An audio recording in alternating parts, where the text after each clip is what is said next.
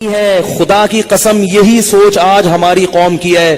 خانقاہوں میں مراقبے کروائیں گے, محاسبے کروائیں گے, مدرسوں میں پڑھائیں گے, یونیورسٹیوں میں پڑھائیں گے.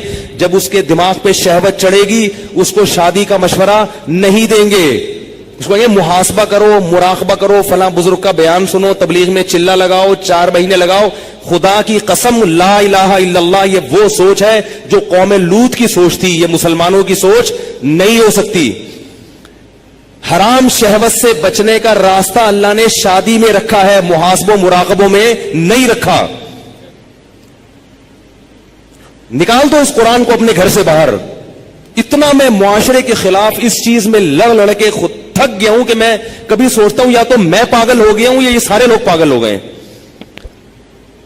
ایک خاتون کا میرے پاس فون آیا, میں بیوہ ہو گئی ہوں, میرے سے اپنی خواہش برداشت نہیں ہو رہی, زنا کا خطرہ ہوتا ہے, تو میں ایک کم درجے کا گناہ کر کے اپنی خواہش کو پوری کر لیتی ہوں. میں نے کہا حرام ہے, آپ نکاح کریں. مجھ سے کوئی نکاح کے لیے تیار نہیں ہے. میں نے کہا آپ اپنے حقوق سے دستبردار ہو کر کسی سے نکاح کر لیں کہ بھئی مجھے صرف اپنی اس حلال خواہش کے لیے کسی مرد سے نکاح کرنا ہے, میں اپنے آپ کو گناہ سے بچانا چاہتی ہوں, میں اپنے حقوق چھوڑنے کے لیے تیار ہوں.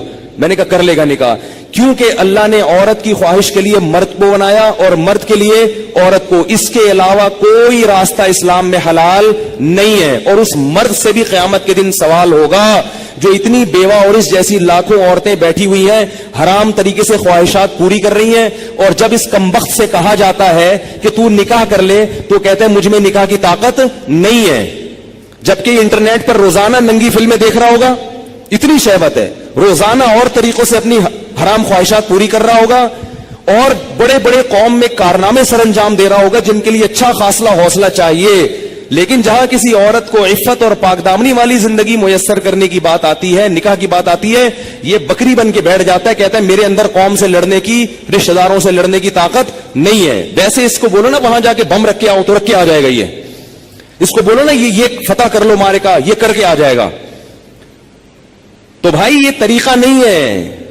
اللہ نے سورہ نور میں نظروں کی حفاظت کا حکم دیا اور اگلی آیت میں اللہ نے نکاح کا حکم دیا ہے, آلٹرنیٹ فوراً بتایا ہے.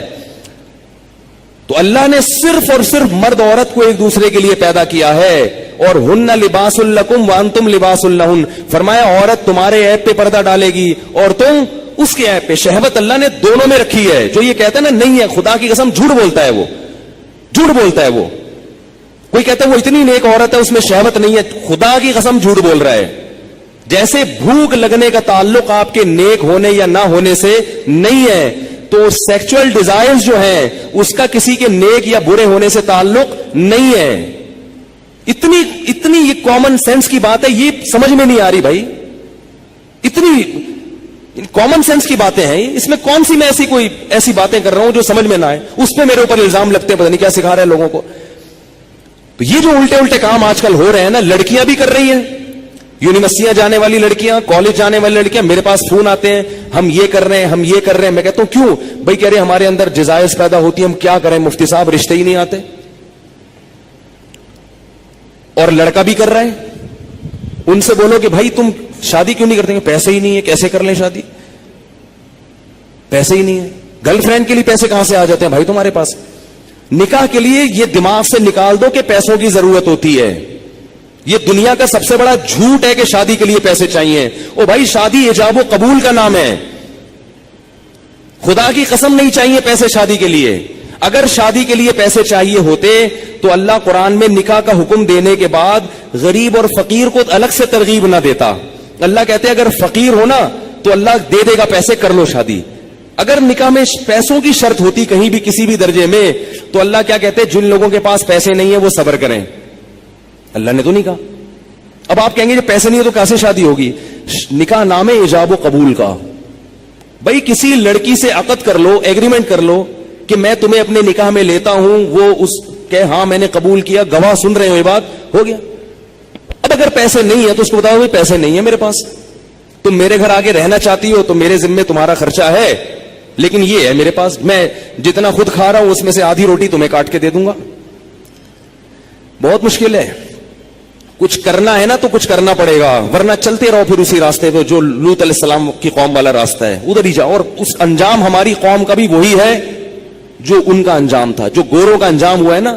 گورے کو یہ سمجھانا بڑا مشکل ہے کہ لڑکوں سے بدفعلی غلط کیوں ہے. کیوں مشکل ہے؟ اس لیے کہ وہ نکاح سے دور بھاگ کے لڑکوں کے اتنے عادی ہو چکے ہیں کہ اب وہ کہہ رہے ہیں یہ مولوی پاگل ہیں, ان کو پتہ نہیں کیسی باتیں کر رہے ہیں. یہ گند میں جب ایک دفعہ پڑ گئے نا, پھر نکاح کے لیے پیسے ہوں گے تو بھی شادی نہیں کرو گے. یہ گند میں پڑنے سے پہلے کی باتیں ہیں ساری. پاکیزہ زندگی گزارو اللہ کے بندو, نکاح کرنا پیغمبروں کی سنت ہے, اور نکاح کے علاوہ راستہ اختیار کرنا یہ جہنمیوں کا طریقہ ہے, یہ پیغمبروں کا طریقہ نہیں ہے. موسیٰ علیہ السلام کے پاس کتنے پیسے تھے تو انہوں نے شادی کر لی تھی؟ کچھ بھی تو نہیں تھا. لڑکی کے باپ نے کہا 10 سال بکریاں چراؤ گے؟ انہوں نے کہا قبول ہے, چراؤں گا. انہوں نے کہا شادی تو ہو, چلو 10 سال بکریاں چلائیں گے, شادی تو ہو. ہمارے نبی کے پاس کتنے پیسے تھے جو انہوں نے 9 بیویاں رکھی ہیں, 11 شادیاں کی ہیں. ہمارے نبی کے پاس تو کچھ بھی نہیں تھا. بخاری میں حدیث ہے کہ ایک شخص آیا, لوہے کی ایک انگوٹھی نہیں ہے, نبی نے اس کا بھی نکاح کرایا, ان کی بھی شادی کرائی. تو بھائی جو کھا رہے ہو آدھی روٹی کس کو دے دینا؟ بیوی کو. بولے بھائی میں ابھی تو یہی کر سکتا ہوں, اگر مزے سے رہنا چاہے ٹھیک ہے, جانا چاہے بولے ٹھیک ہے طلاق لے لو, میں پھر کہیں اور کرتا ہوں. مل جائیں گی آپ کو انشاءاللہ, کرنا ہی نہیں چاہتے ہو. اور عورت کو بھی شوہر مل جائے گا. اور اگر اس لڑکی کو خرچہ نہیں مل رہا شوہر کی طرف سے تو کم از کم اس کی سیکچوئل ڈیزائرز تو پوری ہوں گی نا حلال طریقے سے, یہ ضرورت تو پوری ہو جائے گی نا. بھائی نکاح کر لے کہ بھائی مجھ میں بھی یہ خواہش ہے, میں حرام سے بچنا چاہتی ہوں, نکاح کر لیا مرد نے, اب کم از کم ان کو میاں بیوی کو ایک اپنی خواہش پوری کرنے کے لیے لباس تو مل جائے گا, ادھر ادھر منہ تو کالا نہیں کریں گے. رخصتی اس وقت کر لیں گے جب پیسے ہوں گے. آپ بولو بھائی میں اپنی آدھی روٹی کاٹ کے تمہیں نہیں دے سکتا, میرا پیٹ نہیں بھرتا, تم وہیں رہو, پہلے سے ایگریمنٹ کر لیں گے. نکاح صرف نان نفقہ اٹھانے کے لیے نہیں ہوتا, زنا سے بچنے کے لیے بھی ہوتا ہے. بلکہ نکاح کا تو بنیادی مقصد زنا سے بچنا, اولاد پیدا کرنا ہے. یہ ذمہ داریاں تو اللہ نے ایک نظام کو چلانے کے لیے مرد کے کندھوں پہ ڈال دی ہیں, ورنہ نکاح کا بنیادی مقصد یہ نہیں ہے. اگر یہ مقصد ہوتا تو محمد صلی اللہ علیہ وسلم حضرت خدیجہ سے شادی نہ کرتے, کیونکہ حضرت خدیجہ کے پاس پیسے تھے, ہمارے نبی کے پاس پیسے نہیں تھے. ذمہ داری اٹھانے کے لیے اگر شادی ہوتی تو خدیجہ سے, ہمارے نبی کی ذمہ داری حضرت خدیجہ نے اٹھائی ہے. نہیں آ رہی بات سمجھ میں؟ پہلی شادی جو ہمارے نبی کی ہوئی ہے اس میں ذمہ داری کس نے اٹھائی ہے؟ حضرت خدیجہ نے. حضرت خدیجہ فرمائے میرے پاس مال بہت ہے, شریف آدمی نہیں مل رہا کوئی, تو آپ نکاح, آپ شریف ہیں ٹھیک ہے. تو 2 فائدے ہمارے نبی کو اللہ نے دے دیے, ایک بیوی مل گئی اور اللہ نے مالی لحاظ سے غنی کر دیا. تو باقی سب چیزیں بعد میں ہیں. سب سے پہلے اپنے آپ کو حرام کام سے بچنے کے لیے نکاح کرو. تم گناہوں میں پڑو گے, تمہارے ماں باپ کو اس پہ تکلیف نہیں ہوگی. آج کل نہیں ہوتی ماں باپ کو تکلیف, وہ کہتے ہیں زنا کرتا رہے, کچھ بھی کرتا رہے, بہو گھر میں آئی تو ٹانگیں توڑ کے نکال دیں گے, کیونکہ یہ بہو ہماری جائیدادیں کھا جائے گی, یہ ہمارے پراٹھے کھا جائے گی, اب 1 انڈا پکڑا ہے 2 انڈے پکیں گے. وہ یہی سوچتے رہتے ہیں. اتنا چھوٹا دل. ابے بھائی اللہ نے جس نے تمہیں کھلا لیا یار, اگر بہو ایک گھر میں آ گئی 2 روٹی زیادہ پک جائے گی نا, اور کیا ہوگا, 2 روٹی زیادہ پک جائے گی. اللہ نے ایک دوسرے کے لیے پیدا کیا ہے, اور بالغ ہوتے ہی یہ خواہش رکھ دی ہے. رکھنا اس کی علامت ہے کہ ہم ان دونوں کو نکاح کی ضرورت ہے. گوروں کے ہاں نکاح پر پابندی ہے, تو 13 سال کی لڑکیوں کے بوائے فرینڈ پھر کیوں ہوتے ہیں؟ اس لیے کہ ان میں یہ ڈیزائرز پیدا ہو چکی ہوتی ہیں. تو لوط علیہ السلام قوم کو کہتے کہتے تھک گئے کہ شادی شادی شادی شادی. وہ یہ نہیں کہہ رہے کہ میں نے خانقاہ کھولی, اس میں مراقبہ کرواؤں گا, تمہیں محاسبہ کرواؤں گا, چلہ کرواؤں گا, اور پھر بزرگوں کے بیانات سنو گے تو تمہارے دل سے یہ نفرت نکل جائے گی. یہ نہیں کہہ رہی لوط علیہ السلام. یہ 4 مہینے لگواؤں گا تبلیغ میں تم سب کے. ایسا آدمی 4 مہینے کے لیے نکلے گا نا, وہاں لوگوں کو خراب کر دے گا. یہ جو شہوت پرست آدمی ہے نا, جس کو حلال خواہش پوری نہیں ہو رہی, یہ تبلیغ کا ماحول جا کے کیا کرے گا؟ اس کو مدرسے میں چھوڑو گے, مدرسے کے طلبہ کو بگاڑ دے گا. اس کو بچوں کا استاذ بناؤ گے, قاری بناؤ گے, بچوں کو پیل دے گا. یہ اللہ معاف فرمائے, میں بہت برے الفاظ استعمال کروں, لیکن ہو رہا ہے یہ سب کچھ, بچوں کو خراب کر دے گا. یہ میں تو کہتا ہوں مدرسوں میں ایسے قاری کو رکھا نہ جائے جو شادی شدہ نہ ہو. رکھا کتنا ہی ایسے پیر اور مرشد سے بیعت نہ ہو جو شادی شدہ نہ ہو. بیعت ہوگے نا, شیطان اس کو تمہارے خلاف, اگر کوئی نیک خوبصورت مرید جا کے بیعت ہو گیا نا تو شیخ کا اس پہ دل آ جاتا ہے. بھائی اللہ نے نظام نہیں رکھا نا.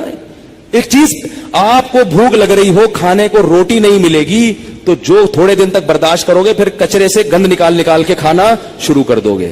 کب تک برداشت کرے گا؟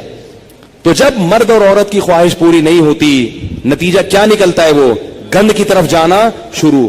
اور ایک وقت تک تو واپسی کا چانس ہوتا ہے, کچھ وقت کے بعد پھر پیسے آ جائیں گے نا, کروڑوں روپے بھی, پھر بھی واپسی کا چانس. تبھی نکاح کے بعد بھی گندگی میں پڑے رہتے ہیں ایسے لوگ. دیر سے جن کی شادیاں ہوتی ہیں نا, شادی کر کے بھی گناہ نہیں چھوڑتے وہ. تو لوط علیہ السلام نے کیا کہا اپنی قوم کو کہ یہ عورتوں سے نکاح کیوں نہیں کر رہے؟ قوم جواب میں کہہ رہی ہے ما لنا فی بناتک من حق, ہمیں عورت سے نکاح میں دلچسپی ختم نہیں ہے. اس سے پتا چلا کہ گناہوں میں جب پڑو گے تو حلال کی لذت بولو نا ختم ہو جائے گی, ختم ہو جائے گی. اور یہی ہو رہا ہے ہمارے معاشرے. بیویاں گھر میں بیٹھی ہوئی ہیں اور منہ کالے ہو رہے ہیں باہر جا کے. عورتوں کے اپنی زوجاؤں کو وقت ہی نہیں دیتے, محبت ہی ختم ہو گئی, کیونکہ اتنی گرل فرینڈ ہیں اسے منہ کالے کرا لی ہیں, اتنی عورتوں سے منہ کالا کرنے کی عادت پڑ چکی ہے, شادی سے پہلے پڑ چکی ہوتی ہے. آج کل جو شادی کے بعد کیسز آ رہے ہیں نا, وہ پتہ ہے کیا آ رہے ہیں؟ شادی ہوئی تو پتا چلا میرے میاں کی اتنی پہلے سے فرینڈز ہیں, اب چند دن تو بیوی کی طرف رغبت تھی, اس کے بعد وہ پرانی والی فرینڈز وہی شروع ہو گئے. عورت پہ کیا گزرتی ہے؟ عورت سب کچھ برداشت کر لیتی ہے, مگر مرد کی بد کرداری عورت سے برداشت نہیں ہوتی. اس کو یہی نہیں پتا کہ کل کس عورت کے ساتھ دوستی لگائے گا, پرسوں کی. گھر تو ایسے گھر تھوڑی چل سکتا ہے. ایک عورت کی کال ہوتی نا جو ایسے اپنے غم بتاتی ہے, تو میں آپ کو بتاتا, درجنوں عورتیں ہیں. نتیجہ کیا نکلتا ہے کہ ان لڑکوں کو شادی سے پہلے لڑکیوں سے دوستیوں کی عادت پڑ چکی ہوتی ہے, وہ چسکے لے لیے ہوتے ہیں. اب شادی کے بعد پھر وہ کہتے ہیں یار ایک بیوی یہ کیا ہے, یہ درجنوں لڑکیاں, درجنوں لڑکیاں. پہلے ہی سے جب بچہ بالغ ہو تو والدین کو اللہ کا واسطہ دے کے کہتا ہوں اپنے بیٹوں کی بیٹیوں کی فکر کرو. بچہ بالغ ہو, برائیوں میں پڑنے سے پہلے پہلے اسے اس کو گھر بار پہ لگا دو. اتنا نیک شریف نکلے گا, دیکھو آپ دعائیں دو گے مجھے, ایسا پیارا بچہ نکلے گا آپ کا, تھوڑے دن میں اس کی اولاد ہو جائے گی, میاں بیوی بچہ, وہ اسی میں مشغول ہو جائیں گے. اس کی کیونکہ اللہ نے انسان کے دل میں فطری طور پر گناہ سے نفرت رکھی ہے. جب اس کی حلال طریقے سے تسکین ہو جائے گی تو فطری طور پر اس کا طبیعت جائے گی نہیں گناہ کی طرف. میرے جو بزرگ ہیں, میرے مشائخ ہیں, 13 14 سال کی عمر میں ان کی شادیاں ہوئی تھیں. ایسی پاکیزہ زندگی انہوں نے گزاری ہے. میرے جو بزرگ ہیں میں ان کی بات کر رہا ہوں, 13 سال 14 سال میں ان کی شادیاں ہوئی ہیں, ایسے پاکیزہ زندگی. تو میڈیا تمہیں جہنم کی آگ کی طرف لے کے جائے گا.